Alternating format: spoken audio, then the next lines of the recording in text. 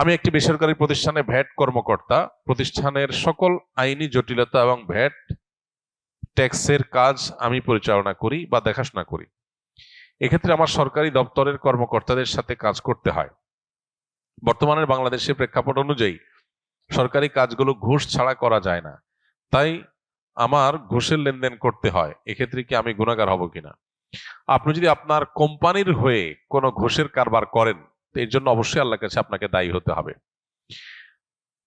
যদি কোনো কোম্পানি আপনাকে চাকরি করতে গেলে এমন কোনো দায়িত্ব দিছে যে দায়িত্ব পালন করতে গেলে কোম্পানির হয়ে সরকারি কর্মকর্তাকে ঘুষ দিতে হয়, অবৈধ লেনদেন করতে হয়, তাহলে সেক্ষেত্রে আপনি অন্যায়ের সহযোগী হলেন, এটা আপনার জন্য জায়েজ নাই। তাহলে কি করতে হবে? হয় বিকল্প কোনো কাজের সন্ধান করতে হবে, বিকল্প কোনো উপায় উপার্জন খুঁজে বের করতে হবে, আর না হলে এই অন্যায় কাজ থেকে যে কোনো ভাবে আপনাকে বেঁচে থাকতে হবে।